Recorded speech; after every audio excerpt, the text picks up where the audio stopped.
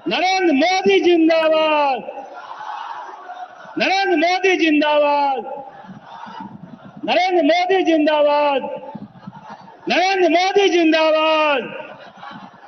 बहुत बहुत धन्यवाद। अब अगले वक्ता की कड़ी में माननीय केंद्रीय मंत्री श्री आर.के. सिंह जी 2 शब्द में अपनी बात रखेंगे। आदरणीय आर.के. सिंह जी।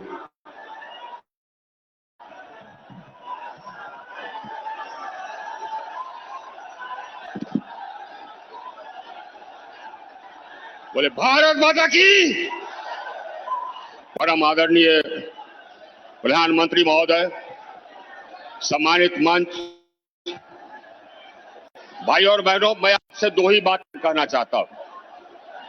पहली बात ये कि यह चुनाव कितना महत्वपूर्ण है ये समझना बहुत आवश्यक है। जब तक आप ये नहीं समझिएगा तब तक आप सही ढंग से वोट नहीं कर पाइएगा। यह चुनाव तय करेगा कि देश का भविष्य क्या होगा। देश आज एक ऐसे मोड़ पर खड़ा है, एक ऐसे निर्णायक मोड़ पर खड़ा है कि सही हाथों में इसका नेतृत्व हो। ये हमारे भविष्य के लिए, देश के भविष्य के लिए बहुत आवश्यक है। अब वैसा सही हाथ कैसा होना चाहिए? वैसा सही हाथ वैसा होना चाहिए जो ईमानदार है। वैसा सही हाथ वो होना चाहिए जो कि निर्णय लेने की क्षमता रखता हो, है या नहीं? वैसा सही हाथ वो होना चाहिए जो कि देश को सर्वोपरि रखता हो, है या नहीं? बोलिए, अरे साहब बोलिए। हाँ, नरेंद्र मोदी। क्या है भाई? नरेंद्र मोदी। हाँ, ये बहुत आवश्यक है कि देश का बागडोर सही हाथों में जाए, ऐसे हाथों में जाए जो कि देश को सबसे आगे रखता हो, ऐसी हाथों में जाए जो कठोर से कठोर निर्णय लेने की क्षमता रखता हो, ऐसी हाथों में जाए जो देश को आगे ले जाने की क्षमता रखता हो। भाई और बहनों, आदरणीय नरेंद्र मोदी जी के नेतृत्व में हमारा देश जो कि 11वें स्थान पर था, 11वें स्थान पर 2013 में अर्थव्यवस्था के मामले में आज दुनिया का 5वें सबसे बड़ा अर्थव्यवस्था हो गया है। 5वें। आप पुनः नरेंद्र मोदी जी प्रधानमंत्री बनेंगे, देश का बागडोर इनके हाथ में जाएगा तो भारत दुनिया का 3रा सबसे बड़ा अर्थव्यवस्था हो जाएगा, 3रा सबसे बड़ा महाशक्ति हो जाएगा। ये आप चाहते हैं कि नहीं चाहते? बोलिए। हाँ, हमारा देश ही सब कुछ है। देश पहले तब राज या तब और कुछ। जात पात भूल जाइए, देश के नेतृत्व में जात पात नहीं चलता है। ऐसा नेतृत्व हो जो कि कठोर से कठोर निर्णय ले सकता हो। 370 हटने की बात हम लोग सोचा करते थे जब मैं कॉलेज में था उस समय भी, लेकिन कभी लगता नहीं था कि हटेगा। हट गया कि नहीं हट गया? हट गया। आज क्यों शब्द नहीं हुआ? किसने हटाया? आदरणीय प्रधानमंत्री महोदय ने देश को एक बनाया। एक देश, एक संविधान, एक झंडा। ये है धारा 370 को हटाना। और अगर पुनः जीतेंगे तो पुनः एक देश, एक संविधान, एक कानून चरितार्थ होगा, क्योंकि सभी लोगों के लिए एक कानून होगा। आज अलग अलग कानून है दुनिया में, भारत ही एक ऐसा देश है जहां अलग अलग समुदाय के लिए अलग कानून है। बाकी दुनिया के सभी देश में जाइए, हर के लिए एक ही कानून है। अगर हम लोग की सरकार आई, नरेंद्र मोदी जी पुनः प्रधानमंत्री में जो कि बनेंगे कि नहीं बनेंगे? बोलिए आपकी बार। तो सबके लिए एक कानून होगा, उसको कहते हैं यूसीसी। प्रधानमंत्री नरेंद्र मोदी जी जब कि आए सत्ता में तो देखे कि हजारों गांव और लाखों टोले मजरे पूरे देश में बिजली नहीं देखे थे। इन्होंने निर्णय लिया कि 1000 दिन में हर गांव और हर टोले तक हम बिजली पहुंचा देंगे। आप पहुंचा दिया 1000 दिन से कम में। इन्होंने निर्णय लिया कि हर घर तक बिजली पहुंचाएंगे, आप पहुंचा दिया। और आपको याद है, हमको तो याद है कि 2014 से पहले बिजली आती कब थी ये नजर आता था। अब बिजली कब जाती है ये नहीं, ये मालूम नहीं चलता है। बिजली गांव में 22 घंटा 23 घंटा रहता है कि नहीं रहता है? बोलिए। हाँ, आज शहरों में 24 घंटा लोग जनरेटर भूल गए। ये इनके नेतृत्व का देन है, विकास भी और मजबूती भी। बोलिए भारत माता की, भारत माता की। अब भाई बड़े एक बात और हम आप कह करके समाप्त करूंगा।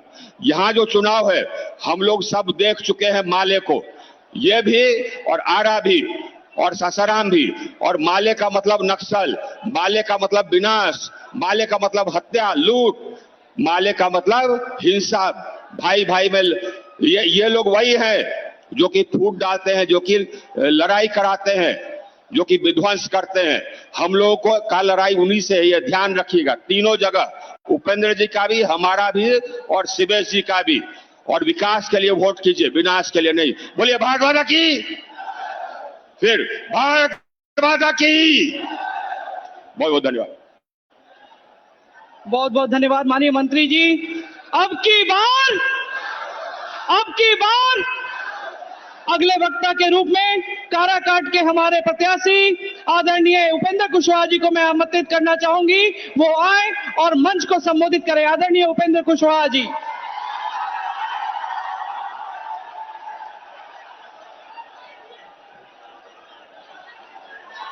परम आदरणीय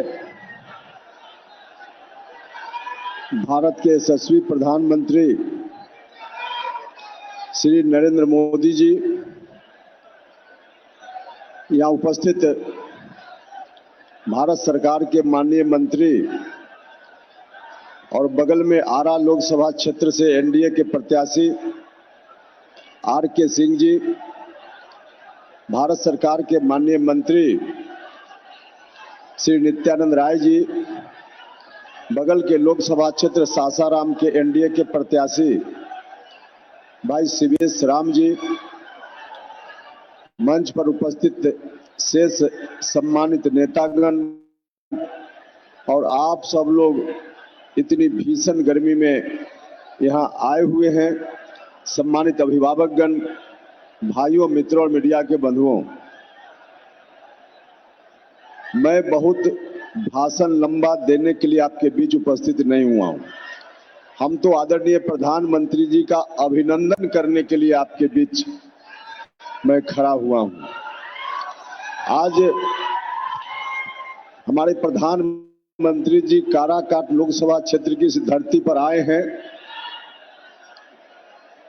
मैं अपनी ओर से, आप सभी लोगों की ओर से और काराकाट लोकसभा क्षेत्र की समस्त जनता की ओर से आदरणीय प्रधानमंत्री जी का हार्दिक अभिनंदन करता हूं, स्वागत करता हूं। जहां हम इनके आगमन के लिए इनका स्वागत करते हैं, भाइयों और मित्रों, 2014 में भी आप सब लोगों ने मुझको आशीर्वाद दिया था। हम आप सब लोगों से फिर से एक बार आशीर्वाद के लिए आग्रह करने के लिए आए हैं। आपने आशीर्वाद उस वक्त दिया, प्रधानमंत्री जी की कृपा से मेरे हाथ में ताकत आई, केंद्रीय विद्यालय से संबंध विभाग का मैं मंत्री बना, अपने लोकसभा क्षेत्र के 7-8 हजार बच्चों का देश के विभिन्न केंद्रीय विद्यालयों में नामांकन हमने कराया। यह ताकत किसने दी? उपेंद्र कुशवाहा के हाथ में यह ताकत आदरणीय प्रधानमंत्री नरेंद्र मोदी जी ने दी। इस बात के लिए भी हम इनका अभिनंदन करते हैं। कई केंद्रीय विद्यालयों को स्वीकृति मिली, यह ताकत उपेंद्र कुशवाहा के हाथ में आदरणीय प्रधानमंत्री श्री नरेंद्र मोदी जी ने दी। इस बात के लिए भी हम इनका अभिनंदन करते हैं, स्वागत करते हैं। डालमिया नगर का एक बड़ा इशू बहुत पहले से अपने यहाँ है। डालमिया नगर कभी इंडस्ट्रीज का बहुत बड़ा हब हुआ करता था। बरसों पहले वह जगह बिल्कुल वीरान हो गई, सुनसान हो गई।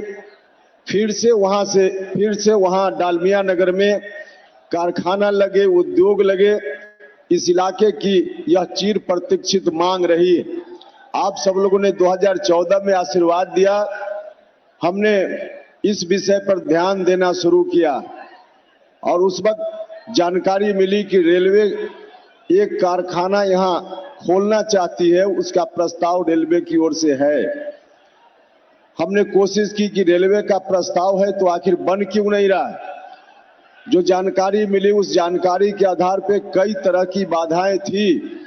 धीरे धीरे उन तमाम बाधाओं को हमने दूर किया और उन बाधाओं को दूर करते हुए एक स्थिति बनी अंत में आकर कि सभी बाधाओं को दूर करने के बाद शिलान्यास का समय आया। शिलान्यास होता उसके पहले कार्यकाल लगभग समाप्त हो गया तो शिलान्यास उस वक्त नहीं हो पाया, लेकिन शिलान्यास तक उसकी स्थिति लाने की ताकत किसने दी? उपेंद्र कुशवाहा के हाथ में।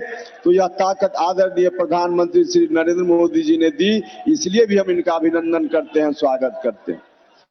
और हम आप सब लोगों से हाथ जोड़कर आग्रह करते हैं कि आप सब लोगों ने जिस तरह से 2014 में आशीर्वाद दिया था, हमने ईमानदारी से आप सभी लोगों की सेवा करने का भरपूर प्रयास किया।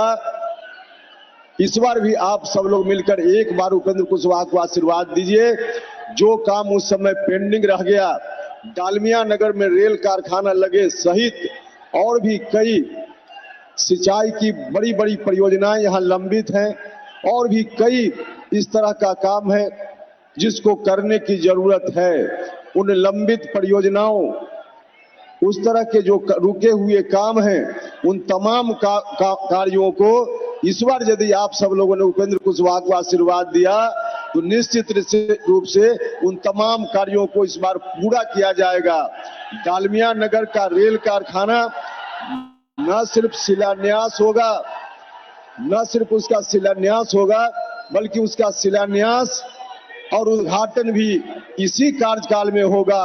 कारखाना बनकर तैयार होगा, नौजवानों को रोजगार मिलेगा। हर तरह से जो पहले आपने हुक्म किया उन तमाम हुक्म को पूरा किया जाएगा और बाद में भी आप हुक्म करेंगे, सभी हुक्म आदरणीय प्रधानमंत्री जी की कृपा से हम पूरा करेंगे। यही कहने के लिए हम आए हैं। इसलिए आप सब लोगों से हाथ जोड़कर प्रार्थना है कि एक बार फिर से आप सब लोग मिलकर उपेंद्र कुशवाहा को आशीर्वाद दीजिए, ताकि यहां से जाकर हम जानते हैं कि आप सब लोग फिर से आदरणीय नरेंद्र मोदी जी को तीसरी बार भारत का प्रधानमंत्री बनाना चाहते हैं। इसलिए आप सब लोगों से हम आशीर्वाद की आकांक्षा रखते हैं कि आप सब लोग आशीर्वाद दीजिए, ताकि यहां से दिल्ली जाकर आदरणीय नरेंद्र मोदी जी को तीसरी बार प्रधानमंत्री बनाने में काराकाट की भूमिका को हम सुनिश्चित कर सके। बहुत बहुत धन्यवाद। मुझे पता है आप सभी अपने लोकप्रिय प्रधानमंत्री जी को सुनने के लिए बेताब हैं, तो आदरणीय प्रधानमंत्री जी को मैं अब आमंत्रित करना चाहूंगी कि वो आए और सासाराम और काराकाट की जनता को संबोधित करें। आदरणीय प्रधानमंत्री जी।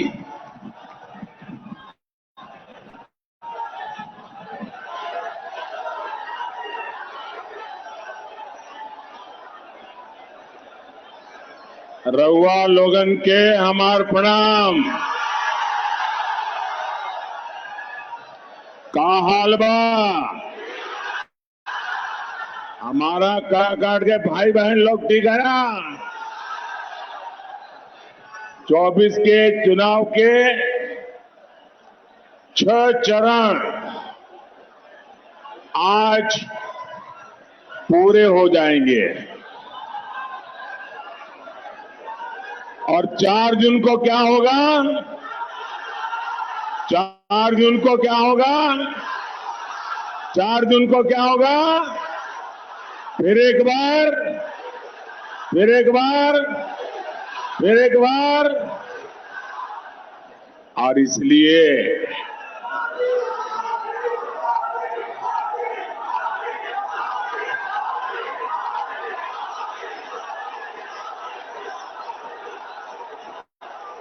मैं इस चुनाव में हिंदुस्तान के हर कोने में गया हूं। सालों से राजनीति में काम किया, संगठन में काम किया और मैंने देखा है कि बिहार के लोगों में राजनीति का आकलन करने का जो सामर्थ्य है वो अद्भुत है। और बिहार के लोग इन चीजों में इतने पक्के होते हैं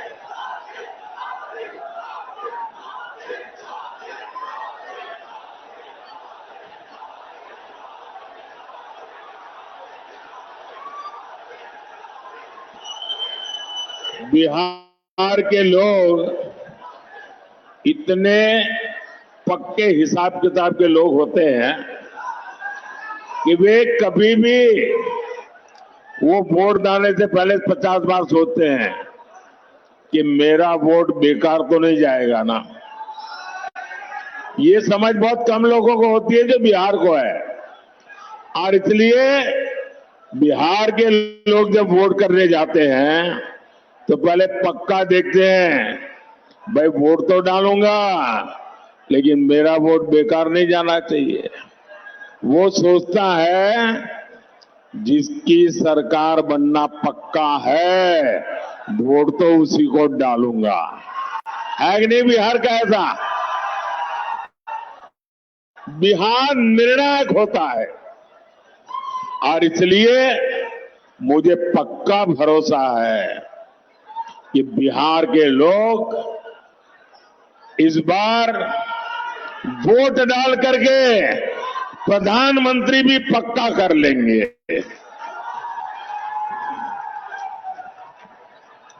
साथियों, 4 जून की शाम होते होते बिहार में एक और काम होगा। बताऊं क्या होगा? ये अखबार वाले लिखेंगे कि मोदी भविष्यवाणी कर रहा है। मैं भविष्यवाणी नहीं कर रहा हूं, लेकिन मैं आपको बताता हूं। 4 जून शाम होते होते आरजेडी वाले कहेंगे कि कांग्रेस ने लुटिया डुबो दी।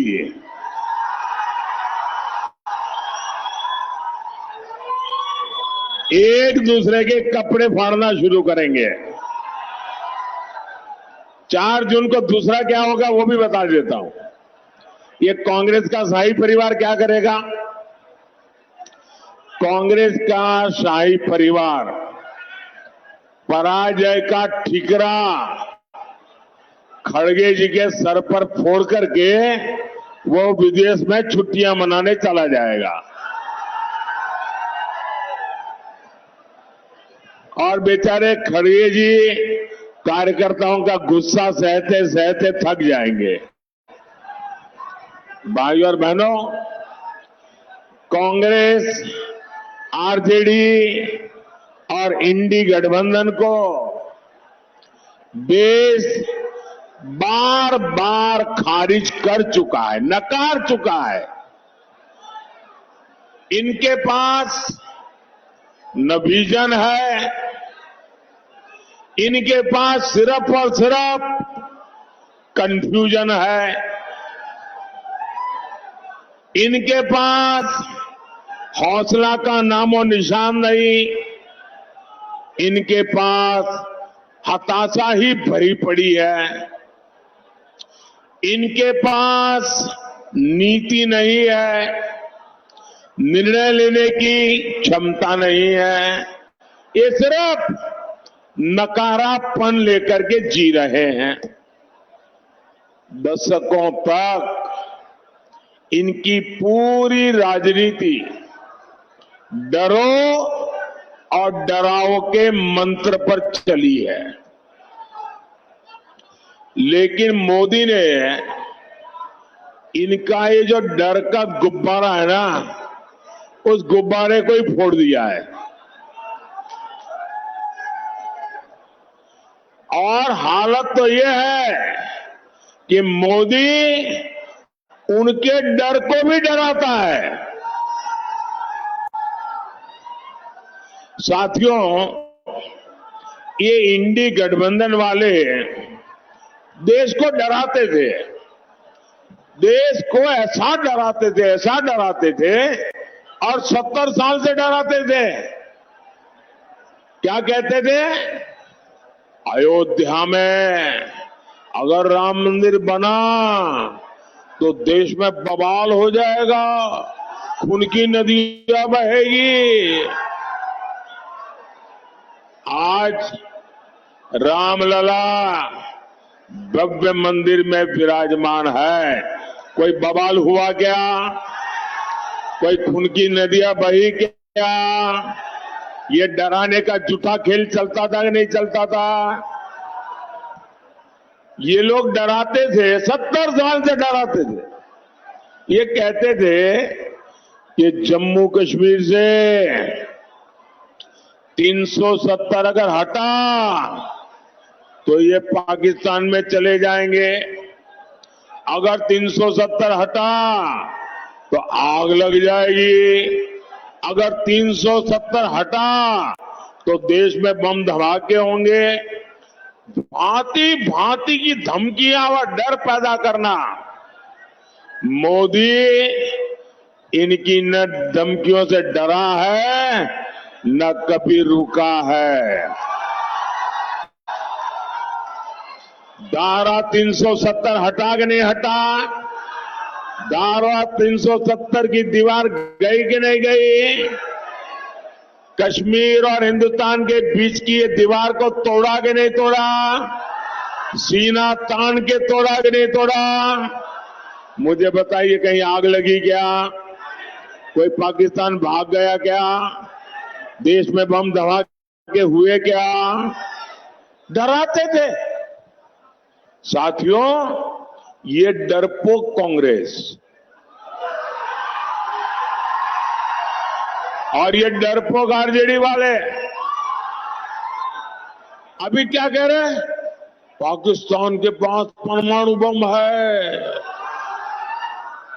डरो। डरा रहे हैं। खुद में मसाला खाली हो गया तो उधर का मसाला दिखाते हैं।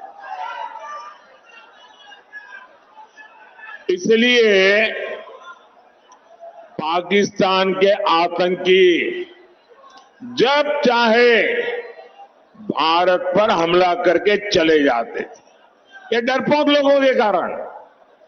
मोदी इनकी तरह डरता नहीं है। मोदी ने सेना को कहा, जाओ घर में घुस करके मारो।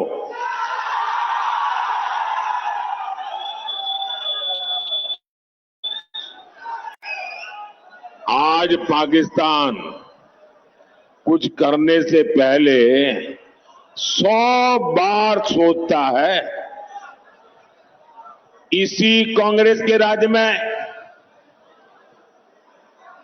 आरजेडी के राज में ये नक्सलियों ने सबको डरा करके रखा था। मोदी डरता नहीं। आज नक्सलियों की सफाई पुरजोश चल रही है। साथियों, यही इंडी वाले एक और धमकी देते थे। ये कहते थे कि बड़े भ्रष्टाचारियों पर हाथ डालो तो मोदी की कुर्सी हिला देंगे। मोदी डरता नहीं है। जिसने चोरी की है, जिसने गरीब को लूटा है, और कितना ही बड़ा शहंशाह क्यों ना हो, कितना ही बड़ा शहजादा क्यों ना हो, कितना ही बड़ा अपने आप को तिस्मार का क्यों ना मानता हो, उसको जेल जाना पड़ेगा, जेल में जीना पड़ेगा। और जेल की रोटी चबा कर गई, उसकी जिंदगी पूरी होने वाली है।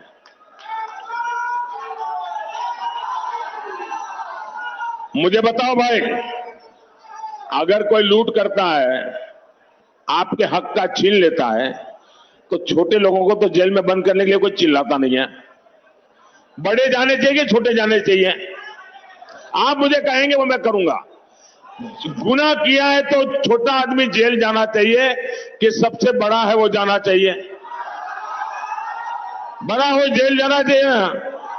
तो मैं बड़ों को भेज रहा हूं तो अच्छा कर रहा हूं ना, सही कर रहा हूं ना। और मैं आज बिहार के लोगों को एक और गारंटी दे रहा हूं। जिन्होंने बिहार के गरीबों को लूटकर नौकरी के बदले जमीन लिखवाई है, कान खोल के सुन लो, उनका भी जेल जाने का काउंटडाउन शुरू हो चुका है।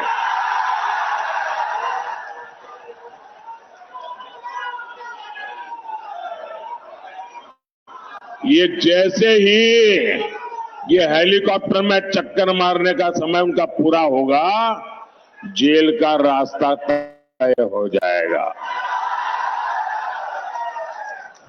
बिहार को लूटने वालों को एनडीए सरकार छोड़ेगी नहीं, और ये एनडीए की गारंटी है, मोदी की भी गारंटी है।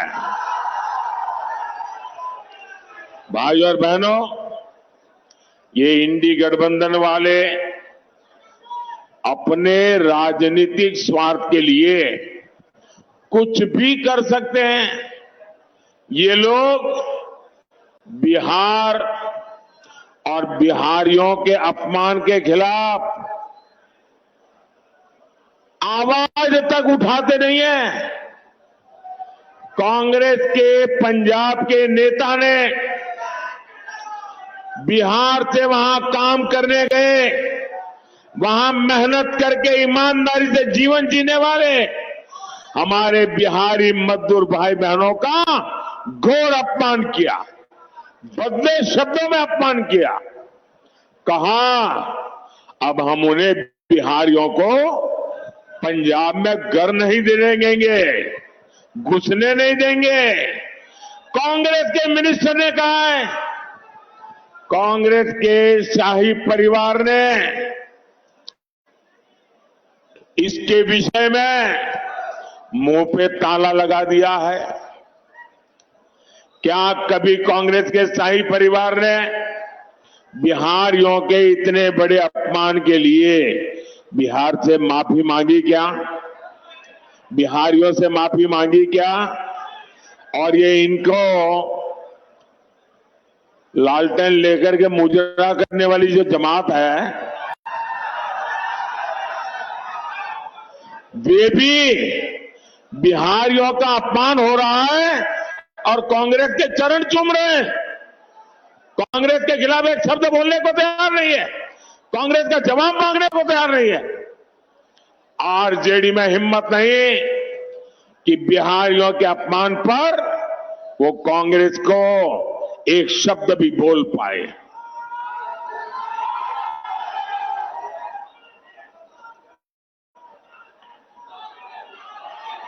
साथियों, इंडी गठबंधन के एक साथी डीएमके के नेता ने बिहारियों के लिए बद्दी बद्दी गालियां बोली। तेलंगाना में कांग्रेस के मुख्यमंत्री ने बिहारियों को भला बुरा कहा। पश्चिम बंगाल की मुख्यमंत्री आए दिन बिहारियों को गालियां देती है, लेकिन आरजेडी और कांग्रेस के नेताओं ने उनके मुंह से इन लोगों को उनके खिलाफ एक शब्द बोलने की हिम्मत नहीं है। इन लोगों को आपके स्वाभिमान की चिंता नहीं है, इनको बिहार के गौरव की चिंता नहीं है, इनको बिहार के होनहार नौजवानों के प्रतिष्ठा की चिंता नहीं है। इनको सिर्फ और सिर्फ अपने वोट बैंक की चिंता है। उनको सिर्फ आपके वोट छीनना है, उसके लिए भांति भांति की भाषा का उपयोग करते हैं। इनके लिए बिहारियों का सम्मान कोई मायने नहीं रखता। साथियों, मैं हमारे जो फर्स्ट टाइम वोटर है, जो पहली बार वोट करने के लिए जाने वाले हैं, उनको जरा जंगल राज पार्ट 2 से सावधान करना चाहता हूं। ये जो फर्स्ट टाइम वोटर है ना, उनका जन्म होने के बाद उनको जंगल राज कितना भयंकर था वो देखने का अवसर नहीं मिला, क्योंकि यहां एनडीए वाले काम करना शुरू किए। लेकिन जो जंगल राज वालों ने था, जो मुसीबतें खड़ी कर दी थी, ये जरा फर्स्ट टाइम वोटरों को पता होना चाहिए।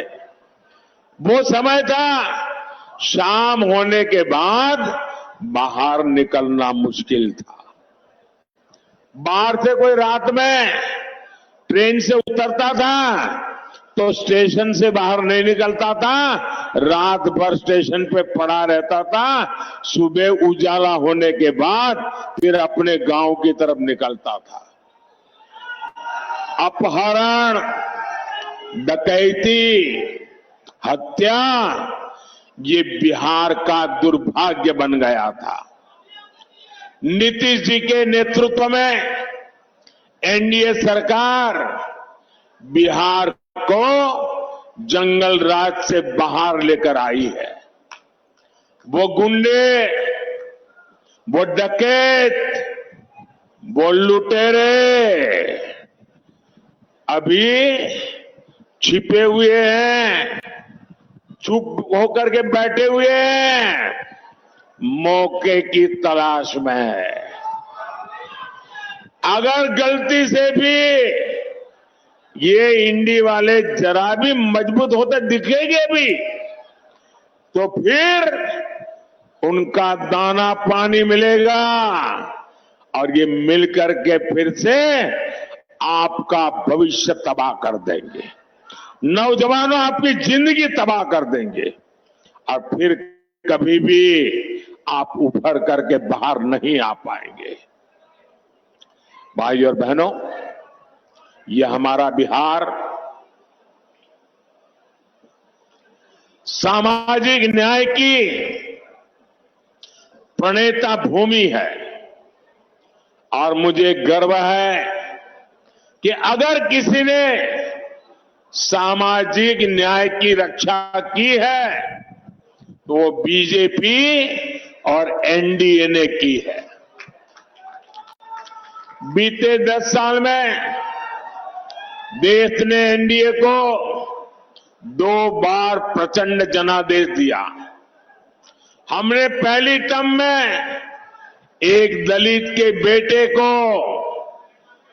जो कभी बिहार के गवर्नर हुआ करते थे, उनको देश का राष्ट्रपति बनाया, दलित को देश का राष्ट्रपति बनाया। जब हमें 2019 में दूसरी बार अवसर मिला तो हमारे देश की एक आदिवासी बेटी को देश का राष्ट्रपति बनाया।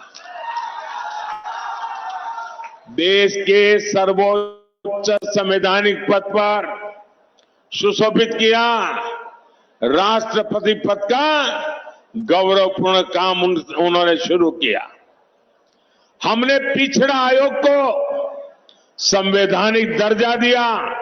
कांग्रेस ने 3 दशक तक पिछड़ों की इस मांग को ठुकराया था, लेकिन मैं आप ही के बीच पैदा हुआ हूं। अति पिछड़ों को कैसी जिंदगी जीनी पड़ी है ना, वो मैंने भोगी है और इसलिए मैंने आते ही आयोग बना दिया। पहले केंद्रीय विद्यालय, नवोदय विद्यालय और सैनिक स्कूलों में ओबीसी आरक्षण नहीं था। ये मोदी ने आकर के उसमें भी हमारे बच्चों के लिए मैंने आरक्षण पक्का किया।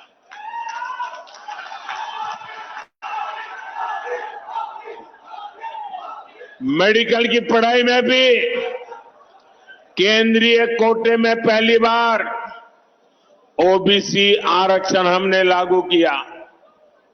ये हमारा ट्रैक रिकॉर्ड है। साथियों, इसकी विपरीत आज इंडी गठबंधन वाले एससी, एसटी, ओबीसी, अति पिछड़े, उनका सबका आरक्षण छीन किए की एक बहुत बड़ी साजिश रच रहे हैं। मैं देश को अवगत कराना चाहता हूं, ये मेरा कर्तव्य बनता है कि देश को मैं जानकारी दूं। इंडी गठबंधन ने हजारों शैक्षणिक संस्थानों में एससी, एसटी, ओबीसी, अति पिछड़ा को मिलने वाला आरक्षण बंद कर दिया और वो सारा का सारा अब मुसलमानों के लिए रिजर्व कर दिया है। ये जो किया है वो मैं बताता हूं। एक ही झटके में दलितों, पिछड़ों, अति पिछड़ों, उनका आरक्षण खत्म कर दिया। इन्होंने संविधान को ताक पर रखकर मुस्लिम जातियों को रातों रात ओबीसी बना दिया, ओबीसी के हक का आरक्षण दे दिया। अभी आपने 2 दिन पहले कलकत्ता हाईकोर्ट का जजमेंट देखा होगा। कलकत्ता हाईकोर्ट ने ऐसी डांट लगाई है क्योंकि वहां 77 मुस्लिम जातियों को रातों रात ओबीसी बनाकर ओबीसी का हक उनको दे दिया था। भाइयों बहनों, हाईकोर्ट ने ऐसी थप्पड़ मारी है, उनको ठिकाने लगा दिया है। ये ऐसे आपके साथ धोखाबाजी करने वाले लोग हैं, ये संविधान की पीठ पे छुरा भोंकने वाले लोग हैं। लेकिन इनसे भी इनकी साजिशें कम नहीं हो रही है। साथियों, इंडी वाले चाहते हैं कि बार बार मुस्लिम आरक्षण का यह मामला कोर्ट में न फंसे, कोर्ट हर बार रिजेक्ट न करे। तब उपाय क्या? तो इंडी गठबंधन वालों ने पक्का कर लिया है कि अगर वो दिल्ली पहुंचेंगे तो पहला काम ये संविधान को बदल देंगे। संविधान को बदल करके एससी, एसटी, ओबीसी का आरक्षण वो मुसलमानों को देने का संविधान में बदलाव करेंगे ताकि कोर्ट उनको परेशान न करे। ये खेल खेल रहे हैं। भाइयों बहनों, मैंने ठीक 1 महीने पहले इंडी वालों को चैलेंज किया था। देश के हर राज्य में जाकर के बोला हूं। मैंने उनको इतना ही कहा कि भाई अगर आप चुनाव में आए हो, जनता जनार्दन इस देश के मालिक है। जनता जनार्दन को लिख करके दो कि हम सत्ता में आएंगे तो हम संविधान में परिवर्तन नहीं करेंगे, हम सत्ता में आएंगे तो एससी, एसटी, ओबीसी का आरक्षण छीन नहीं लेंगे, हम सत्ता में आएंगे तो धर्म के आधार पर आरक्षण नहीं करेंगे, हम मुसलमानों को यहां से छीन कर उनको नहीं देंगे। लिख करके दो ना। मैंने कहा 1 महीना हुआ, 1 महीना। लिखने की बात छोड़ो, बोलने की हिम्मत नहीं है उनकी। इसका मतलब पेट में पाप है। बिहार में मेरा यादव परिवार है, बिहार में मेरा कुर्मी परिवार है, बिहार में मेरा कुशवाहा परिवार है, बिहार में मेरा कलवार परिवार है, बिहार में मेरा तेली परिवार है, मेरा सूरी परिवार है, मेरा कानू परिवार है, मेरा निषाद परिवार है, मेरा पासवान परिवार है, मेरा रविदास परिवार है, मेरा मुसहर परिवार है। ऐसी हर जाति के सबसे बड़े दुश्मन अगर कोई है तो ये आरजेडी कांग्रेस वाले हैं। ये मुखौटा सामाजिक न्याय का लगाते हैं लेकिन तुष्टीकरण करते हैं। वोट बैंक की राजनीति के गुलाम हो चुके हैं। और वोट बैंक वाले जैसे नचाए ये नाचते रहते हैं। और 24 के चुनाव में मोदी ने उनको बेनकाब कर दिया है, उनका मुखौटा मैंने नीचे उतार दिया है। साथियों, मोदी इनकी साजिशों का भी पर्दाफाश करेगा और विकास के लिए भी उतनी ही मेहनत करेगा। आने वाले 5 साल बिहार के विकास के लिए अभूतपूर्व रहने वाले हैं। ये जो डेडिकेटेड फ्रेट कॉरिडोर यहां से गुजर रहा है, यहां 4 लेन 6 लेन के हाईवे बन रहे हैं, इनसे कंस्ट्रक्शन से जुड़े हर सेक्टर में अब रोजगार बढ़े। आने वाले समय में यहां लॉजिस्टिक्स सेक्टर के लिए, भंडारण से जुड़े सेक्टर के लिए बहुत संभावना है। रोहतास हो, कैमूर हो, औरंगाबाद हो, इस पूरे क्षेत्र में कृषि आधारित उद्योगों और दूसरे उद्योगों के लिए नए अवसर बनेंगे। साथियों, एक क्षेत्र तो धान का कटोरा है, यहां आलू जैसी सब्जियां पैदा होती है। मोदी सरकार अनाज भंडारण में भी सहकारिता को बढ़ावा दे रही है। इसके तहत दुनिया की सबसे बड़ी भंडारण योजना पर काम शुरू हो चुका है। आने वाले 5 साल में सब्जियों के लिए कोल्ड स्टोरेज क्लस्टर भी हम बनाने जा रहे हैं। साथियों, यहां इतनी बड़ी संख्या में मेरी माताएं बहनें आई हुई है। उनका जीवन आसान बनाना गरीब के इस बेटे का संकल्प है।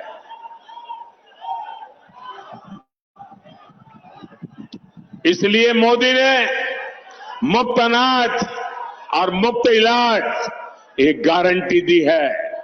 अब तो मोदी माताओं बहनों को और भी गारंटी दे रहा है। पहली गारंटी, आने वाले सालों में 3 करोड़ बहनों को हम लखपति दीदी बनाएंगे। आने वाले दिनों में हर परिवार में जो बुजुर्ग है, 70 साल से ऊपर है, अगर वो बीमार है, इलाज की जरूरत है, तो उनके बेटे बेटी को इलाज का खर्चा नहीं करना पड़ेगा। ये दिल्ली में आपका बेटा इसका खर्चा करेगा। और एक काम मैं आपके लिए करना चाहता हूं, मैं आपका बिजली का बिल 0 करना चाहता हूं। और इसलिए हमने पीएम सूर्यघर मुफ्त बिजली योजना बनाई है। और मुफ्त घर बिजली योजना में आप अपने लिए तो मुफ्त में बिजली उपयोग करेंगे, ज्यादा बिजली आप बेच सकेंगे। और इसके लिए सरकार सोलर पैनल लगाने के लिए 75,000 रुपये तक की आर्थिक मदद हर परिवार को करेगा। 75,000 रुपया। और जैसे आपको मोदी सरकार में पक्का घर, शौचालय, नल से जल, सस्ता सिलेंडर मिला, वैसे ही मोदी अपनी हर गारंटी पूरी करेगा। मैंने गैस का सिलेंडर देने की गारंटी पूरी की कि ना की? जरा जोर से बताइए ना। मैंने गैस का सिलेंडर देने की गारंटी पूरी करी कि ना की? करी ना? तो इस बार मुझे गैस के सिलेंडर पर वोट भी चाहिए। भाइयों और बहनों, ये एमपी बनाने का नहीं, ये पीएम बनाने का चुनाव है। ये देश में एक मजबूत सरकार बनाने का चुनाव है। इसलिए आप जब काराकाट से मेरे साथी उपेंद्र कुशवाहा जी को वोट डालेंगे तो वोट सीधा मुझे मिलेगा। सासाराम से शिवेश राम जी को दिया वोट सीधा मोदी को मिलेगा। आरा में आरके सिंह को दिया हुआ वोट सीधा मोदी को मिलेगा। आप घर घर जाकर मेरी ये बात पहुंचाइएगा और एक काम करिएगा। करेंगे? जरा जोर से बताइए, करेंगे? आप जाकर के हर घर में बताना कि वो मेरे खातिर, मेरे देश के खातिर विकसित भारत बनाने के लिए आपके गांव में जो भी देवस्थान हो, आपके गांव में जो भी तीर्थ स्थान हो वहां जाकर के मेरी तरफ से परमात्मा के आगे मत्था टेकना करेंगे।